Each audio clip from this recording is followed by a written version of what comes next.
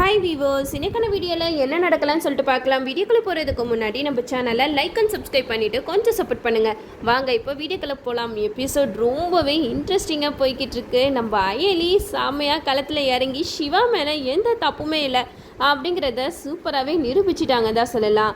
நம்ம அயலி கபிலன் போலியாக பத்திரத்தை ரெடி பண்ணாங்க இல்லையா, அந்த ஆஃபீஸ்க்கெல்லாம் போயிட்டு சிசிடிவி ஃபுட்டேஜ், அதுக்கப்புறம் அந்த பத்திரத்தோட காப்பி எல்லாத்தையுமே ஆதாரமாக எடுத்துகிட்டு வீட்டுக்கு வராங்க. வீட்டில் எல்லாருமே உட்காந்து பேசிக்கிட்டு இருக்கும்போது அயலி கபிலன் கிட்ட சொல்கிறாங்க, கபிலன் உண்மையை நீயே ஒத்துக்கோ, எதுக்காக அன்னைக்கு சிவா மேலே அபாண்டமாக பழி போட்ட? சிவா இந்த வீட்டு சொத்தில் பாதி கேட்டான்னு சொல்லிட்டு அவனை எந்த அளவுக்கு அன்னைக்கு அசிங்கப்படுத்தி அவமானப்படுத்தின. ஆனால் இப்போ நீ உண்மையை சொன்னாதான் நீ தப்பிக்க முடியும், அப்படி இல்லைனா என்கிட்ட எல்லா ஆதாரமும் இருக்கா அப்படிங்கிற மாதிரி சொல்லும்போது செல்வராணி வராங்க. செல்வராணி அயலி கிட்ட சொல்கிறாங்க, அயலி உனக்கு வேறு வேலையே இல்லையா? இந்த வீட்டில் எப்போ பாரு பிரச்சனை பண்ணுறது தான் உனக்கு வேலையா? ஒழுங்கா உன் வேலையை பார்த்துட்டு இரு, அப்படி இல்லைனா நடக்கிறதே வேற அப்படிங்கிற மாதிரி கபிலன் செல்வராணி ரெண்டு பேருமே சேர்ந்து அயலியை பயங்கரமாக திட்டுறாங்க. அப்போ இந்திராணி வராங்க. சித்தி ஒரு நிமிஷம் அமைதியாக இருங்க, அவன் என்ன சொல்ல வரான்னு கேளுங்க. அதுக்குள்ள ஆளுக்கு அவளை பிடிச்சி என்னென்னமோ பேசிக்கிட்டு இருக்கீங்க. அயலி நீ அப்படி என்ன ஆதாரத்தை கொண்டு வந்த அப்படின்னு சொல்லிட்டு கேட்க, அப்போ அயலி எல்லா ஆதாரத்தையுமே கேட்குறாங்க. இங்கே பாருங்க, கபிலன் ரெடி பண்ண போலி பத்திரம் அப்படின்னு சொல்லிட்டு அந்த பத்திரத்தை காட்டுறாங்க. இந்த பத்திரத்தை பார்த்ததுமே இந்திராணி ஆடி போயிடுறாங்க. கபிலன் சொல்றாங்க, இல்லக்கா என்னைய ஸ்கெட்சு போட்டு மாட்டி விடுறதுக்காக இந்த அயலி சிவா ரெண்டு பேருமே சேர்ந்து பொய்யா என்னென்னமோ எடுத்துகிட்டு வந்து இங்கே நாடகம் மாட்டிகிட்டு இருக்காங்க அப்படின்னு சொல்ல, அப்போ அயலி சொல்கிறாங்க, எனக்கு தெரியும் இதெல்லாம் யாரும் நம்ப மாட்டீங்கன்னு சொல்லிட்டு, ஆனால் அதுக்கான ஆதாரத்தை நான் கையோட தான் எடுத்துகிட்டு வந்திருக்கேன். நீ அந்த பத்திரம் ஆஃபீஸ்க்கு போகிறது எல்லாமே இந்த சிசிடிவி கேமராவில் ரெக்கார்ட் ஆகிருக்கு. அந்த சிசிடிவி ஃபுட்டேஜும் இப்போ என் கையில் தான் இருக்குது, வேணும்னா பாருங்க அப்படிங்கிற மாதிரி இந்திராணி கிட்ட கொடுக்குறாங்க. இதெல்லாம் பார்த்துட்டு கபிலன் மனசில் நினைக்கிறாங்க, என்ன இவ எல்லாத்தையும் புட்டு புட்டு வச்சுக்கிட்டு இருக்கா, இப்போ இந்திராணி அக்கா கிட்ட இருந்து நம்ம எப்படி தப்பிக்கிறது?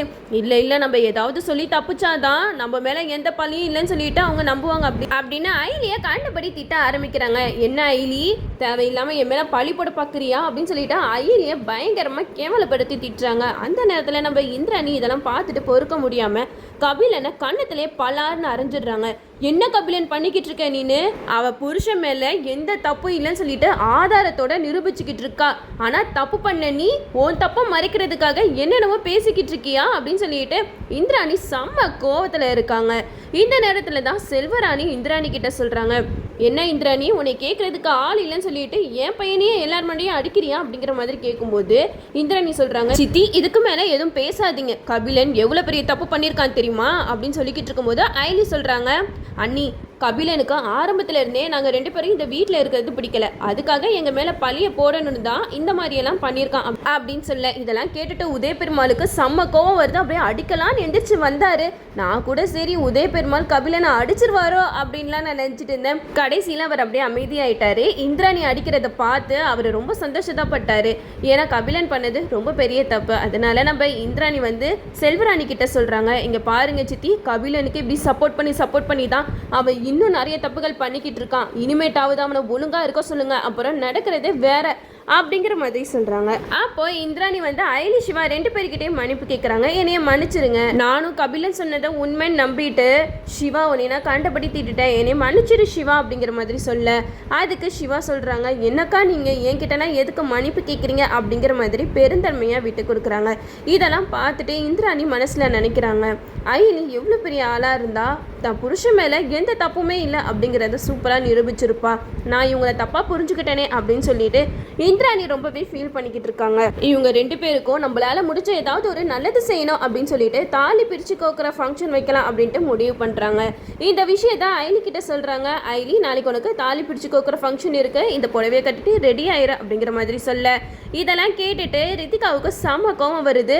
ஓடி போய் கல்யாணம் பண்ணவளுக்கு தாலி பிரித்து கோக்குற ஃபங்க்ஷன் நடக்குது, ஆனால் முறையாக கல்யாணம் பண்ண எனக்கு இது வரைக்கும் தாலி பிரித்து கோக்கவில்லை அப்படின்னு சொல்லிட்டு செல்வராணி கிட்ட சொல்லி புலம்பிக்கிட்டு இருக்காங்க. இதெல்லாம் கேட்டுட்டு செல்வராணி செம்மையா டென்ஷன் ஆகுறாங்க.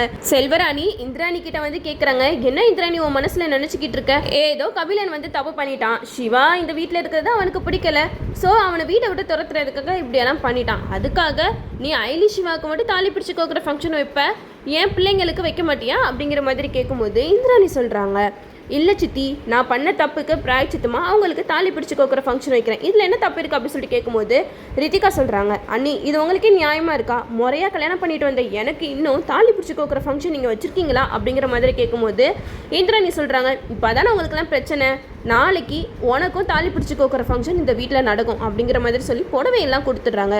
அப்போது ரித்திகா சொல்கிறாங்க, கேவலம் அந்த அயலி கூடனா என்னோட ஃபங்க்ஷன் நடக்கவே கூடாது, அவளும் நானும் ஒன்றா, என் ரேஞ்ச் என்ன அவள் ரேஞ்ச் என்ன அப்படிங்கிற மாதிரி சொல்லி பயங்கரமாக பேசுகிறாங்க. இதெல்லாம் கேட்டுட்டு இந்திராணிக்கு சமக்கவும் வருது. ரித்திகா, நீ பேசுகிறது கொஞ்சம் கூட சரியில்லை, என்னதான் இருந்தாலும் அவள் உனக்கு கூட பிறந்த அக்கா, அவளை போயிட்டு எதுக்கு இவ்வளோ கேவலமாக பேசிக்கிட்டு இருக்க? அயலி சிவா 2 பேருமே என்னை நம்பி இந்த வீட்டுக்குள்ளே வந்திருக்காங்க, அதுக்காக அவங்களுக்கு நல்லது கெட்டது எல்லாமே நான் தான் செஞ்சாகணும், இதில் என்ன உனக்கு பிரச்சனை அப்படின்னு சொல்லிட்டு கேட்குறாங்க. அதுக்கு ரித்திகா சொல்கிறாங்க, இல்லை நீ எனக்கு அயலிக்கு தாலி பிரித்து கோக்குற ஃபங்க்ஷன் வைக்கிறது சுத்தமாக பிடிக்கல, அவளுக்கு இந்த ஃபங்க்ஷன் வைக்காதீங்க அப்படிங்கிற மாதிரி சொல்கிறாங்க. இதெல்லாம் கேட்டுட்டு இந்திராணி சொல்கிறாங்க, ரித்திகா உன்னோட கேரக்டர் சுத்தமாக சரியே இல்லை, நீ ஒரு விஷயம் உனக்கு கிடைக்கணும் அப்படின்ட்டு கேட்குற உரிமை வேணால் உனக்கு இருக்குது, ஆனால் அதே விஷயம் அடுத்தவங்களுக்கு கிடைக்கக்கூடாது அப்படின்ட்டு நினைக்கிற உரிமை உனக்கு கொஞ்சம் கூட இல்லை.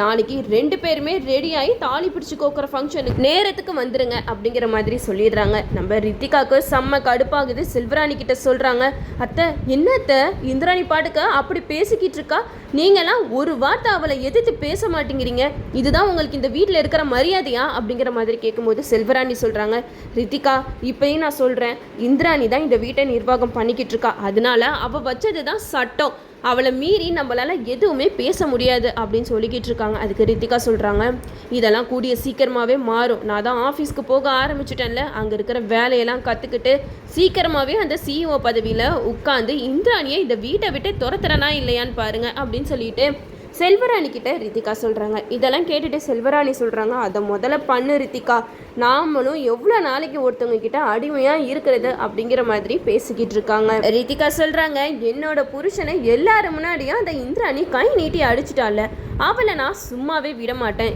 இதுக்கு அவள் பதில் சொல்லியே ஆகணும், அவளை நான் எப்படி பழி வாங்குறேன்னு மட்டும் பாருங்க அப்படிங்கிற மாதிரி செல்வராணி கிட்ட சொல்கிறாங்க. தாலி பிரித்து கோக்குற ஃபங்க்ஷனை நினச்சி நம்ம அயலி சிவா கிட்ட புலம்பிக்கிட்டு இருக்காங்க. என்ன சீனியர், நம்ம ஒன்று நினச்சா இங்கே ஒன்று நடக்குது, இப்போ எதுக்கு தாலி பிரித்து கோக்குற ஃபங்க்ஷன் எல்லாம் வைக்கிறாங்க அப்படிங்கிற மாதிரி கேட்க, அதுக்கு சிவா அயலி கிட்ட சொல்கிறாங்க, என்ன அயலி, நம்ம இந்திராணி அக்காவை எதிர்த்து எதுவும் இந்த வீட்டில் செய்ய முடியுமா, அவங்க நம்மளுக்கு இந்த ஃபங்க்ஷன் வைக்கணும்னு ஆசைப்படுறாங்க, வச்சுட்டு போட்டுமே, இதெல்லாம் நடிப்பு தானே விடு அப்படிங்கிற மாதிரி சொல்ல, இதை கேட்ட அயலி பயங்கரமாக டென்ஷனாக உட்காந்துருக்காங்க. ஒரு பக்கம் நம்ம சிவாவுக்கு ஒரே சந்தோஷமாக இருக்குது, நம்ம அயலி கழுத்தில் தாலி கட்டலைன்னு நினச்சி ரொம்பவே ஃபீல் பண்ணிட்டு இருந்தோம், ஆனால் இந்திராணி அக்கா என்னோட வாழ்க்கையில் ரொம்பவே நல்லது பண்ணிட்டாங்க, அயலி கழுத்தில் நான் தாலி கட்ட போகிறேன் அப்படிங்கிற மாதிரி நினச்சி நம்ம சிவா ரொம்பவே சந்தோஷப்பட்டு இருக்காங்க. அப்போ அயலி சிவா கிட்ட கேட்குறாங்க, என்ன சீனியர் நீங்கள் ரொம்ப சந்தோஷமாக இருக்கீங்க, நான் எவ்வளோ டென்ஷனில் இருக்கேன் தெரியுமா அப்படின்னு சொல்லிட்டு அயலி சிவா கிட்ட சொல்ல, அதுக்கு சிவா சொல்கிறாங்க, இங்கே பாரு அயலி, நம்மளோட காரியம் எல்லாம் முடியணும்னா எல்லாத்தையுமே நம்ம பொறுத்துக்கிட்டு தான் ஆகணும், வேறு வழி இல்லை அப்படின்னு சொல்லிட்டு அயலியை சமாதானப்படுத்துகிறாங்க. இனிமேட்டு எப்படியெல்லாம் எபிசோட்லாம் கொண்டு போகிறாங்க நம்மளும் வெயிட் பண்ணி பார்ப்போம். ஓகே வியூவர்ஸ், இந்த வீடியோ உங்களுக்கு பிடிச்சிருந்தா லைக் பண்ணுங்கள், மறக்காமல் நம்ம சேனலை சப்ஸ்கிரைப் பண்ணிடுங்க.